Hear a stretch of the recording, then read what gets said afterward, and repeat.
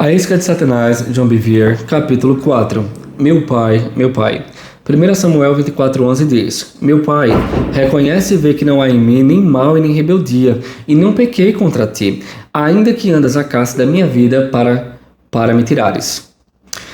Uma coisa é ser rejeitado e ofendido por um irmão, um amigo, mas outra coisa é ser rejeitado e ofendido por um pai. Não me refiro a um pai biológico, mas qualquer líder que Deus coloque sobre nós.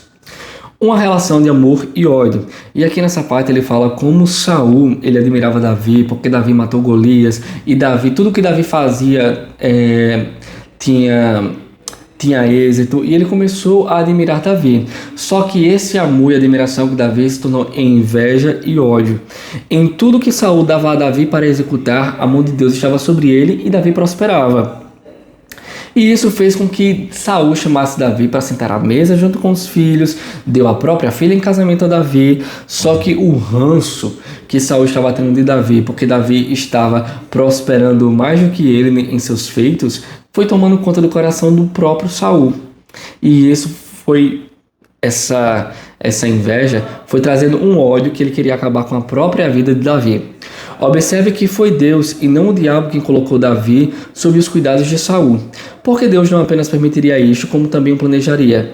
Porque o favor do rei exibido diante dos olhos de Davi Porque o favor do rei foi exibido diante dos olhos de Davi somente para ser abruptamente retirado. Aquela era uma oportunidade fundamental para Davi se ofender, não apenas com Saul, mas também com Deus. Todas as perguntas não respondidas aumentavam a tentação de questionar a sabedoria e o plano de Deus. Porque o que acontece nessa situação aqui da história, Saul estava correndo, fugido, porque Jonatas, o filho de Saul, tinha dito para Davi: olha, meu pai quer matar tu, vaza. Então ele ficou muito triste: poxa, o que é que eu fiz com teu pai? Aí só que ele começou a fugir, a vazar. E Saul pegou o exército dele e foi atrás de Davi para matá-lo.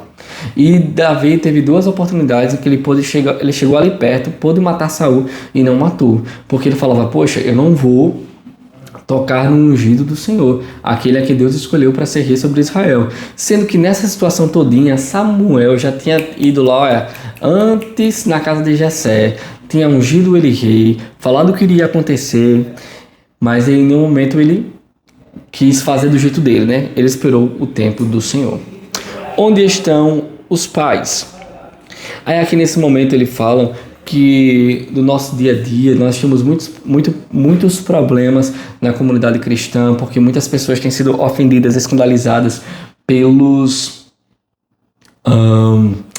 líderes, né? Líderes que você tenha confiança, segurança, que eram proteção, agora se tornam motivo de escândalo, ofensa, e muitas vezes perseguem outras pessoas pela mesma questão de Saul, da inveja, dessas coisas assim. E isso tem causado um estrago muito grande no meio do povo de Deus. As pessoas que foram rejeitadas por um pai ou por um líder tendem a colocar toda a culpa sobre si mesmas. Elas ficam aprisionadas por pensamentos atormentadores do tipo: o que eu fiz? Meu coração era impuro? Elas às vezes se perguntam: quem voltou o coração do meu líder contra mim? Então elas tentam constantemente provar sua inocência aos seus líderes. Porque é alguém que você admira, alguém que você tem em alta estima, é uma liderança sobre você, é um pai, é uma mãe espiritual. E você fala: poxa, por que eu estou sendo tratado assim? Será que eu fiz alguma coisa de errado? E Satanás ele vai pegando essa brecha aí para trazer ofensa e construir um muro no nosso coração. Quem me vingará? Quantas pessoas hoje podem dizer que tem um coração igual ao de Davi? Porque Davi ele teve duas oportunidades de matar ali Saul, e ele poderia falar: poxa, essa oportunidade aqui foi Deus que colocou na minha mão. E isso era o que os soldados de Davi falavam para ele: olha, é Deus que está colocando na tua mão essa situação. Esse cara aí na tua mão, mata ele. Ele falava: epa, Deus me livre de eu tocar no ungido do Senhor. Então, quantos de nós teríamos o coração igual a Davi? Muitas vezes nós não matamos fisicamente, mas destruímos aos outros com uma espada de outro tipo, que é a língua. Difamação, contenda, mentira, fuxico,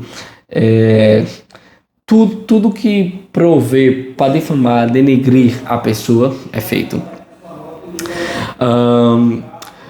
Acertamos o alvo com palavras afiadas pela amargura e pela ira. Embora os fatos possam ser verdadeiros e precisos, a motivação é impura.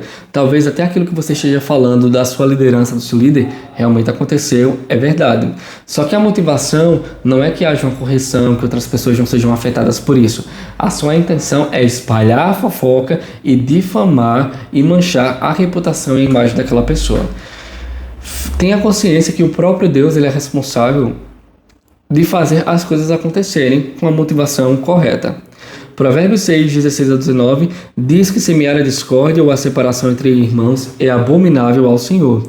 Quando repetimos alguma coisa com a intenção de separar ou prejudicar relacionamentos ou reputação, embora seja verdade, ainda assim é uma afronta a Deus. Deus está me usando para expor os pecados do meu líder?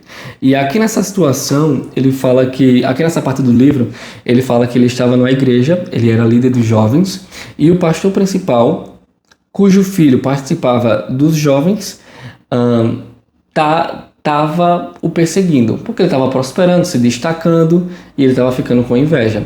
E o filho dos pastores lá começou a se abrir para o líder dos jovens, que no caso é John Bevere, dizendo das situações que aconteciam em casa, que o pai não era a mesma coisa que era na igreja, e ele começou a ficar irado, John Bevere, não somente por ele estar sendo perseguido, e ele não entendia por que estava sendo perseguido, mas também por o pastor ter uma vida dupla. E ele pensava, eu tenho que expor esse cara, porque quantas pessoas não serão afetadas através desse comportamento dele?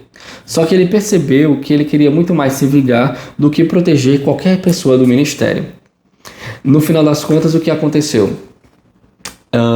Deus pediu para que o John Bevere se humilhasse até esse pastor, no sentido de pedir perdão por ter deixado as conversas ao redor aí contrárias penetrarem o coração dele.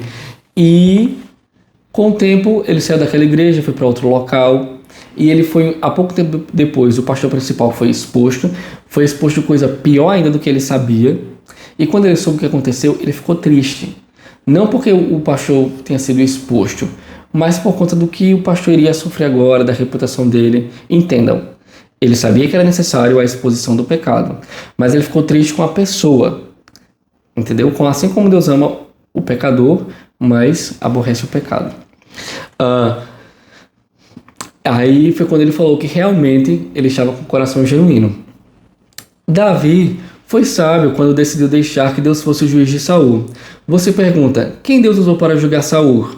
O seu servo. Os filisteus. Saul, juntamente com seus filhos, morreram lutando contra eles. Quando as notícias chegaram a Davi, ele não comemorou.